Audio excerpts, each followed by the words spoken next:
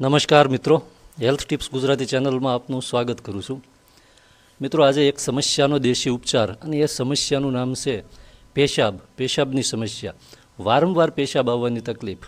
મોટાભાગે એવું જોવા મળે છે કે 50 કે 60 વર્ષ પછીની ઉંમરના જે વડીલો હોય, આવા વડીલોને મોટાભાગે આ સમસ્યા જોવા મળતી હોય છે કે વારંવાર પેશાબ કરવા માટે જવું પડે. દિવસે તો ઠીક છે, પરંતુ રાત્રે 5 થી 6 વખત પેશાબ કરવા માટે ઉઠવું પડતું હોય છે. એમાં સૌથી એક મહત્ત્વનું એક અગત્યનું કારણ તો એ છે મિત્રો કે અમુક ઉંમર પછી જેમ આપણી ઉંમર થતી જાય તેમ શરીરના જે મહત્ત્વના અંગો છે એની કાર્યક્ષમતા ઓછી થતી જાય છે. અંગો જે છે, ખાસ કરીને જે પ્રોસ્ટેટ સાથે સંકળાયેલા, આપણા પ્રજનન તંત્ર સાથે સંકળાયેલા જે અંગો હોય છે, પ્રોસ્ટેટ ગ્રંથિ છે, કિડની છે, અથવા બીજા જે અંગો છે જે પેશાબ સાથે સંકળાયેલા છે, પેશાબના જે અવયવો હોય છે, પેશાબ નળી હોય છે, તો આ અંગો છે ઉંમરની સાથે એની કાર્યક્ષમતા ઓછી થવા લાગે છે, અથવા શરીરમાં અમુક પોષક તત્વોની કમી ઊભી થાય ત્યારે એ પોષક તત્વોની કમીને લીધે પણ આ સમસ્યા થતી હોય છે કે વારંવાર પેશાબ માટે જવું પડે. પેશાબ છે એનું સ્ટોરેજ, એમ કહેવાય કે સ્ટોરેજ છે એની કાર્યક્ષમતા સાવ સ્લો થઈ ગઈ હોય અને થોડી વાર લાગે એટલે થોડી વારે પેશાબ કરવા માટે જવું પડે અને થોડો પેશાબ ઉતરે. ઘણી વખત ઊંધવા થતો હોય ત્યારે પણ એવું થતું હોય. એ સિવાય સૌથી મહત્ત્વની વસ્તુ એ છે મિત્રો કે જે લોકોને ચા અથવા કોફીનું વધારે પડતું સેવન કરવાની ટેવ હોય અથવા આલ્કોહોલ છે એનું વધારે વ્યસન હોય, તો આવા લોકોને આ સમસ્યા થવાની વધારે શક્યતા રહેલી હોય છે અને આવા લોકોમાં પણ આ સમસ્યા જોવા મળતી હોય છે કે વારંવાર પેશાબ જવું પડતું હોય છે. તો બીજું એ કે પ્રોસ્ટેટ ગ્રંથિ છે અથવા કિડનીની અંદર પથરી હોય અથવા પેશાબ મૂત્રમાર્ગની અંદર પથરીને લીધે પણ એવું થઈ શકે છે. એ સિવાય ડાયાબિટીસના દર્દી હોય તો આવા લોકોને પણ વારંવાર પેશાબ જવું પડતું હોય છે.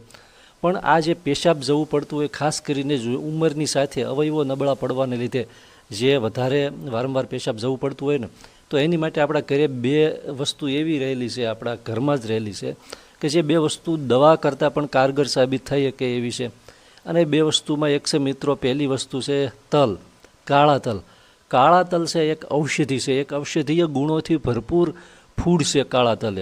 કાળા તલની અંદર અનેક પ્રકારના પોષક તત્વો છે. કાળા તલ એક એવું અમેઝિંગ ફૂડ ગણી શકાય છે આયુર્વેદમાં કે જે શરીરની ઘણી બધી બીમારીઓ દૂર કરે છે.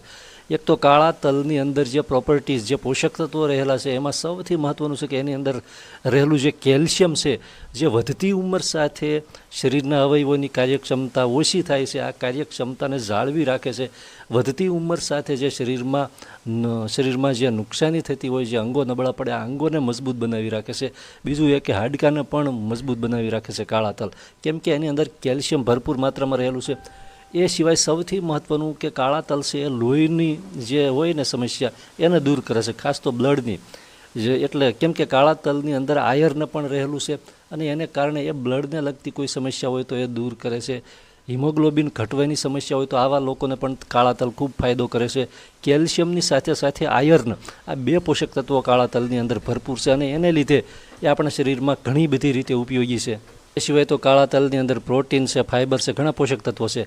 પણ કાળા તલનો જે પ્રયોગ કહું છું એ બે વસ્તુ ભેગી કરવાની છે, એક કાળા તલ અને એક દેશી ગોળ. દેશી ગોળ જે કાળો ગોળ આવે છે, આ બંને વસ્તુનું જે કોમ્બિનેશન છે એ પેશાબની બીમારીઓમાં ખૂબ જ મદદરૂપ સાબિત થાય છે, ખૂબ જ કામ લાગે છે.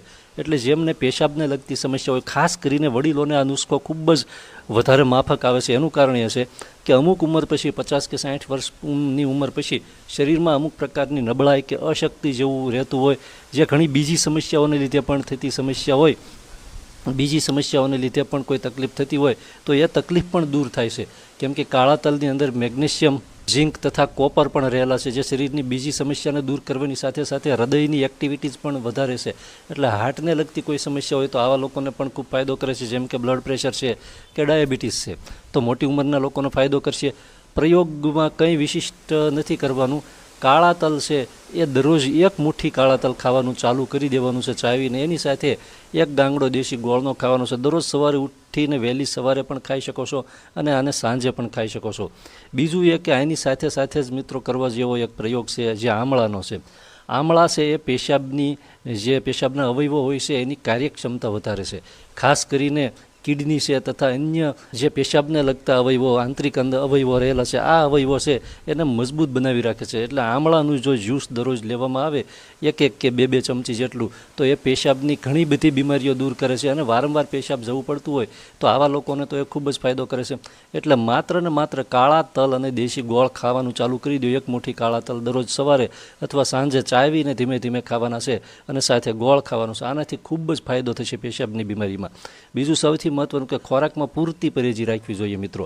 કેમ કે આ જે પેશાબની સમસ્યા છે એની અંદર આલ્કોહોલનું સેવન ઘટાડી દેવું જોઈએ. જો વ્યસન હોય તો સાવ નહીવત કરી નાખવું જોઈએ. ચા અને કોફીનું પ્રમાણ સદંતર ઓછું કરી નાખવું જોઈએ. અને બીજી જે બહારની વસ્તુ હોય છે જે જંક ફૂડ ફાસ્ટ ફૂડ હોય છે બહારનો ખોરાક બંધ કરી દેવો જોઈએ અને આયુર્વેદના નિયમોનું પાલન કરવું જોઈએ. તો માત્ર કાળા તલ અને ગોળના પ્રયોગથી પેશાબની ઘણી બધી બીમારીઓ દૂર થાય છે અને વારંવાર પેશાબની બીમારી પણ દૂર થશે. પેશાબમાં જો લાંબા સમયથી સમસ્યા રહેતી હોય અથવા પેશાબમાં લોહી કે પરુ આવવાની સમસ્યા હોય તો ડૉક્ટરની સલાહ અવશ્ય લેવી. બીજી કોઈ બીમારી હોય તો સલાહ લેવી. ગર્ભવતી બહેનો હોય તો આવી બહેનોએ પણ આ પ્રયોગ કરતાં પહેલાં ડૉક્ટરની સલાહ અવશ્ય લેવી. બાકી સામાન્ય વ્યક્તિ અને મોટી ઉંમરના જે વડીલો હોય છે એ લોકોએ આ રીતે તલ અને ગોળ ખાવાનું ચાલુ કરી દે તો એ લોકોને ઘણો બધો ફાયદો થાય છે આ પ્રયોગમાં મિત્રો. ખૂબ ખૂબ આભાર. જય માતાજી.